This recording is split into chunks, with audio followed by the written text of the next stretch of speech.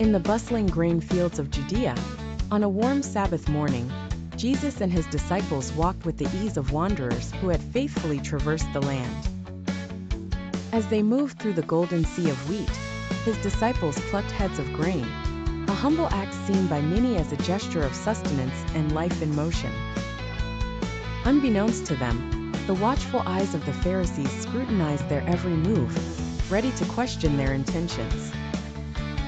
"Why are you doing what is unlawful on the Sabbath?" one Pharisee inquired, his tone sharp and unforgiving like the thorny bushes lining the field's edge. In response, Jesus, serene and untroubled, reminded them of David's hunger in ancient times, entering God's house in need, and sharing the sacred bread meant solely for priests. His discourse was not merely of ancient law, but of compassion and human necessity, softly affirming the principle that the Son of Man is indeed the Lord of the Sabbath.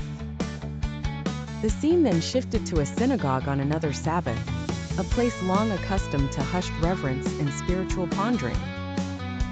Yet this day carried an air of tense expectation, for among the gathered crowd stood a man with the right hand shriveled and unusable. The Pharisees, along with the teachers of the law, watched Jesus as hawks might, scanning the horizon for any breach of their established order. Aware of their scrutiny, Jesus addressed his audience with a life-eternal question, a moral contemplation on what it means to uphold righteousness on a day set aside for rest, which is lawful on the Sabbath, to do good or to do evil, to save life or destroy it.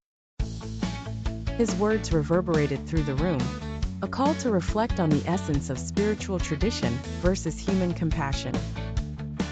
Commanding the man to expose his withered hand before all, Jesus compelled him, "Stretch out your hand."